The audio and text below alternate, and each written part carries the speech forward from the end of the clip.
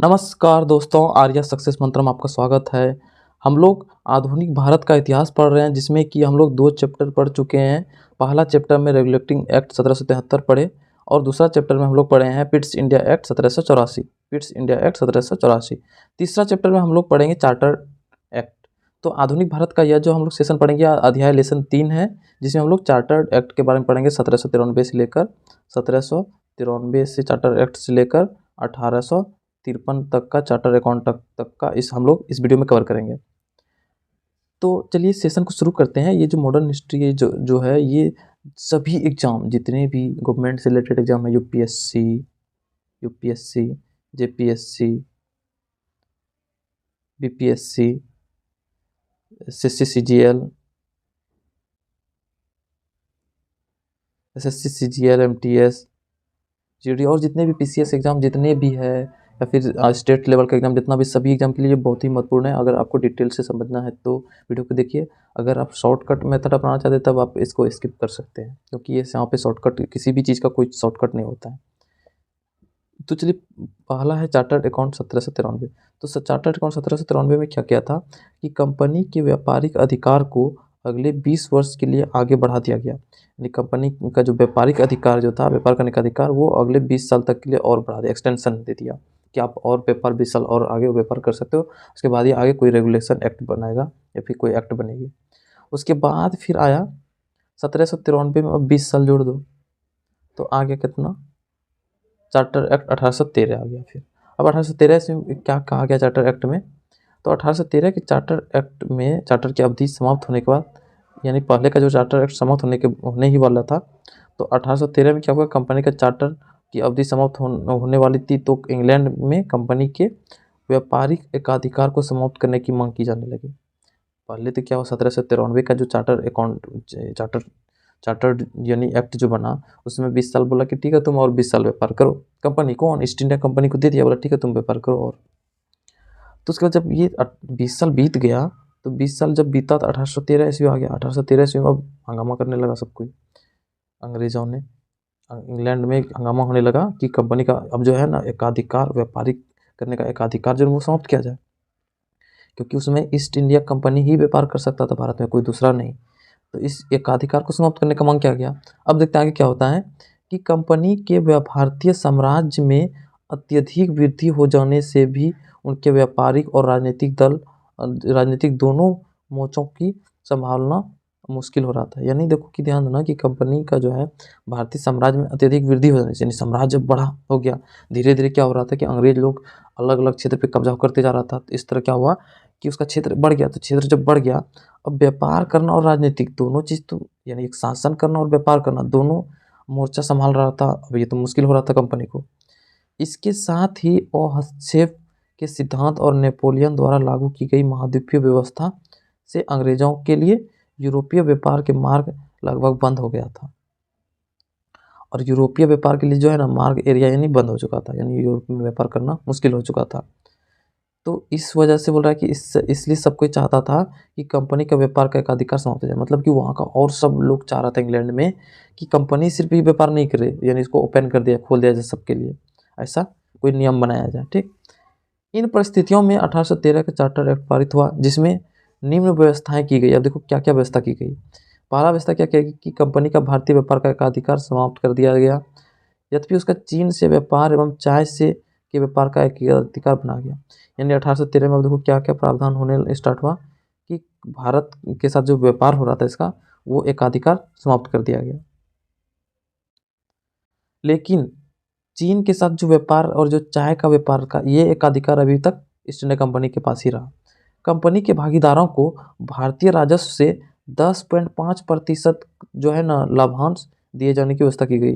मतलब कंपनी के भागीदारों को, यानी कंपनी में जिसका शेयर था, जो जो पैसा उसको इन्वेस्ट किया था, उसको भारतीय राजस्व से, यानी भारत से जो पैसा, जो राजस्व कर इकट्ठा करेगा, उसी का 10.5 हिस्सा जो है ना, यानी प्रतिशत हिस्सा लाभांश के रूप में कंपनी के भागीदार यानी शेयर होल्डर्स को दिया जाए। ठीक, समझ में आ गया। आगे बढ़ते हम लोग। कंपनी को और अगले 20 वर्ष के लिए भारतीय प्रदेशों तथा राजस्व पर नियंत्रण करने का अधिकार दे दिया गया, किंतु स्पष्ट किया गया कि इससे इन प्रदेशों का कानून के प्रभुत्व पर कोई प्रभाव नहीं पड़ेगा। कंपनी को जो है ना और 20 वर्ष के लिए बोल रहा है कि भारतीय प्रदेश और राजस्व को नियंत्रण करने का अधिकार दे दिया। लेकिन इससे क्या हो रहा है कि इससे, और उसमें ये भी स्पष्ट लिखा गया था कि इससे पूर्ण प्रदेश का काउंस के प्रभुत्व पर कोई प्रभाव ना पड़े। उल्लेखनीय है कि भारत में अंग्रेजी राज की संवैधानिक स्थिति को पहली बार स्पष्ट की गई थी, और इसी चार्टर्ड एक्ट में पहली बार भारत में अंग्रेजी राज की संवैधानिक स्थिति को पहली बार स्पष्ट किया गया था। सभी अंग्रेज व्यापारियों को भारत से व्यापार करने की छूट दे देगी। अब सभी अंग्रेजी व्यापारी भारत में व्यापार कर सकता है। ये 1813 में याद रखना है कि 1813 ईस्वी में कंपनी का एक अधिकार समाप्त कर दिया गया। दूसरा कि अब सभी अंग्रेजी व्यापारी भारत में व्यापार कर सकते हैं, ये छूट दे दिया गया। उसके बाद इसमें और क्या क्या बदलाव किया गया कि नियंत्रण बोर्ड यानी बोर्ड ऑफ कंट्रोल की शक्ति को परिभाषित किया गया तथा उसका विस्तार भी किया गया। अब बोर्ड ऑफ कंट्रोल में क्यों परिभाषित किया उसका शक्ति को और उसका विस्तार किया गया। ईसाई धर्म प्रचारकों को आज्ञा प्राप्त करके भारत में धर्म प्रचार करने के लिए सुविधा प्राप्त हो गई। इसमें और क्या क्या चार्टर एक्ट में हुआ कि ईसाई धर्म का प्रचारक जो है ना अब वहाँ से इंग्लैंड से आज्ञा प्राप्त करके आप धर्म प्रचार भी कर सकता था। व्यापारियों, कंपनियों, इंजीनियरों को भारत में आने, यहाँ बसने की अनुमति प्रदान कर दी गई, लेकिन इसके लिए उन्हें संचालक मंडल या नियंत्रण बोर्ड से लाइसेंस लेना आवश्यक था। ब्रिटिश व्यापारी को, अंग्रेजों को और भारत में आने वाले यानी कोई भी आके बस सकता था, यानी अंग्रेज कोई बस सकता था, लेकिन उसके लिए संचालक मंडल या फिर नियंत्रण बोर्ड से लाइसेंस लेने की आवश्यकता होती थी। कंपनी की आय से भारतीयों की शिक्षा के लिए, कंपनी का जितना जो आय होता था उसी से भारतीयों की शिक्षा के लिए प्रति वर्ष 1 लाख रुपया व्यय करने का भी व्यवस्था किया गया। इतना सब चार्टर एक्ट 1813 ईस्वी में किया गया था कि कंपनी की आय से भारत की शिक्षा के लिए प्रतिवर्ष 1 लाख रुपया का व्यय करने की व्यवस्था की गई। ठीक, अब हम लोग पढ़ेंगे चार्टर एक्ट 1833। चार्टर एक्ट 1833 ईस्वी में क्या क्या हुआ उसके बारे में पढ़ेंगे। तो ये कब आया? 1813 के बाद फिर 20 साल बाद क्या आया? 1833 का चार्टर एक्ट। तो इसमें क्या क्या आता है, प्रावधान क्या क्या था कि चाय के व्यापार तथा चीन के साथ व्यापार करने की संबंधी कंपनी के अधिकार को समाप्त कर दिया। अब यानी चाय का व्यापार और चीन के साथ व्यापार करने का जो यानी अधिकार था सिर्फ ईस्ट इंडिया कंपनी को, वो उसको भी समाप्त कर दिया, यानी अब कोई व्यापार कर सकता था। दूसरा, भारतीय प्रदेशों तथा राजस्व पर कंपनी के अधिकारों को 20 वर्षों के लिए और बढ़ा दिया गया। यानी भारतीय प्रदेश और राजस्व पर कंपनी का जो अधिकार था फिर उसमें 20 वर्ष बढ़ा दिया गया। ठीक, किंतु यह निश्चित कर दिया कि भारतीय प्रदेशों का प्रशासन अब विदेशी सम्राट के नाम पर किया जाएगा।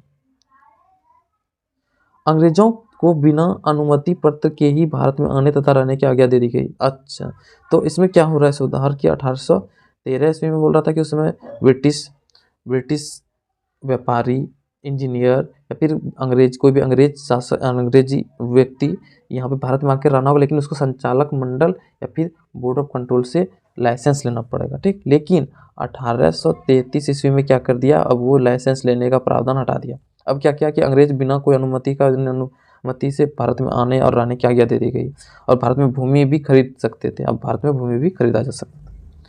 भारत में सरकार का वित्तीय, विधायी और प्रशासनिक रूप से केंद्रीकरण करने का प्रयास किया गया, और भारत में जो है ना सरकार का वित्तीय, विधायी और प्रशासनिक, ये तीनों में केंद्रीकरण करने का प्रयास किया जाने लगा।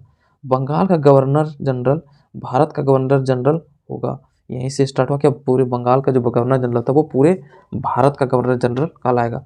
गवर्नर जनरल को कंपनी के नागरिक तथा फौजी कार्यों के नियंत्रण, व्यवस्था तथा निर्देशन का अधिकार दिया गया। और गवर्नर जनरल के पास क्या क्या अधिकार रहेगा कि कंपनी के नागरिक और फौजी कार्यों का नियंत्रण रहेगा और व्यवस्था तथा निर्देशन का अधिकार रहेगा। बंगाल के साथ मद्रास, बम्बई तथा अन्य अधिकृत प्रदेशों को भी गवर्नर जनरल के नियंत्रण में रखा गया। यानी बंगाल के साथ मद्रास, बम्बई और अन्य अधिकृत प्रदेश यानी अंग्रेज के अधीन जो भी प्रदेश था उसका गवर्नर जनरल के नियंत्रण में दे दिया गया। सभी कर गवर्नर जनरल की आज्ञा से ही लगाए जाते थे। अब जितना भी कर टैक्स लगाया जाता था वो गवर्नर जनरल के आदेश से ही लगाया जाता था, और उससे ही उनके आय का अधिकार दिया गया। 100% गवर्नर जनरल को ही भारत के लिए कानून बनाने का अधिकार दिया गया, और कोई भी परिषद के लिए कानून जो बनाएगा वो गवर्नर जनरल ही बनाएगा, ये अधिकार दिया गया। मद्रास और बम्बई की कानून बनाने की शक्ति समाप्त कर दी गई, और मद्रास और बम्बई पहले कानून बनाता था वो क्या कर दिया गया? उसको समाप्त कर दिया गया। उसके बाद देखते हैं कि बोला कि गवर्नर जनरल की परिषद में 1/4 विधि विशेषज्ञ के रूप में होगा, यानी कानून विशेषज्ञ के रूप में होना चाहिए, अब जरूरी कर दिया गया। गवर्नर जनरल का जो परिषद में 1/4 व्यक्ति जो है ना वो विधि विशेषज्ञ होना जरूरी है।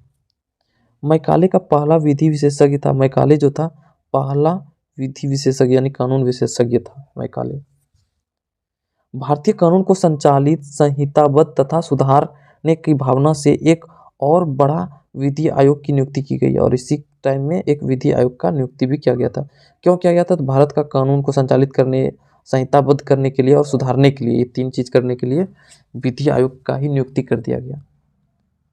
उसके बाद फिर आगे दिया है इसी एक्ट में 1833 वाला एक्ट। इसमें क्या किया कि इस एक्ट में के द्वारा स्पष्ट कर दिया कि कंपनी के प्रदेशों में रहने वाले किसी भारतीय को केवल धर्म, रंग, वंश, जन्म स्थान आदि के आधार पर कंपनी के किसी पद से जिन्हें वह योग्य हो वंचित नहीं किया जाएगा। लेकिन यह प्रावधान वास्तव में कागजों में ही सिमट रखे रह गया। उसी समय जो है ना कंपनी के लिए क्या आदेश जारी किया गया था कि भारतीयों को कोई भी केवल धर्म, वंश, रंग, जन्म के स्थान पर भेदभाव नहीं किया जाएगा। लेकिन यह सिर्फ कागजों में ही सिमट कर रह गया। लेकिन इसका मतलब है कि भेदभाव होता ही रह गया। भारत में दास प्रथा को गैर कानूनी घोषित कर दिया गया तथा गवर्नर जनरल को निर्देश दिया गया कि भारत में दास प्रथा को समाप्त करने के लिए आवश्यक कदम उठाए। 1843 में दास प्रथा का उन्मूलन हो गया। यानी क्वेश्चन पूछा था कि दास प्रथा का उन्मूलन कब हुआ, यानी खत्म कब हुआ? 1843 ईस्वी में सब खत्म हो गया था। अब हम लोग पढ़ेंगे 1853 का चार्टर एक्ट। तो इसमें क्या क्या कहा गया, क्या क्या प्रावधान था, तो देखते हैं। तो बोला कि कंपनी को भारतीय प्रदेशों को जब तक संसद न चाहे तब तक के लिए अपने अधीन रखने की अनुमति दे दी गई। यानी कंपनी को जो है ना भारतीय प्रदेशों को जब तक संसद न चाहे तब तक उनके अधीन, अपने अधीन रखने की अनुमति दे दी गई।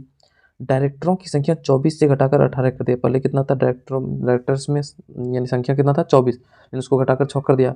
उनमें से 6 सम्राट द्वारा मनोनीत किए जाते थे, जिनमें से कि 24 जो था जिसको घटाकर 18 कर दिया। तो इसमें से जो है ना 6 व्यक्ति को यानी सदस्य को सम्राट द्वारा मनोनीत किया जाता था। ठीक, अगला उसके बाद फिर है कि नियुक्तियों के मामले में डायरेक्टरों का संरक्षण समाप्त कर दिया गया। विधि सदस्य की गवर्नर जनरल की परिषद का पूर्ण सदस्य बना दिया गया था और गवर्नर जनरल की परिषद में कानून निर्माण में सहायता देने के लिए 6 नए सदस्यों की नियुक्ति की गई थी, परंतु कार्यकारी परिषद को विधान परिषद के विधेयक के वीटो करने का अधिकार था। यानी इसका मतलब कि विधान परिषद का जो विधेयक का को जो है ना वीटो करने का अधिकार दिया गया था। और बंगाल के लिए पृथक लेफ्टिनेंट गवर्नर की नियुक्ति की गई थी। ये था चार्टर एक्ट 1793 से लेकर 1853 के बीच जितने भी चार्टर एक्ट आया था उसके बारे में हम लोग पढ़े। अब हम लोग फिर से नए वीडियो में फिर नया टॉपिक को लेकर आएंगे। यानी इसके बाद हम लोग चैप्टर 3 तक पढ़ ले, उसके बाद अगला चैप्टर 4 हम लोग लाएंगे बहुत जल्द। तब तक के लिए आप नेक्स्ट वीडियो में बने रहिए और अगर सब्सक्राइब नहीं किया है तो सब्सक्राइब कर लीजिए। चलिए फिर से नए वीडियो के साथ फिर हाजिर होंगे। तब तक के लिए धन्यवाद। हंसते रहिए, मुस्कुराते रहिए। जय हिंद।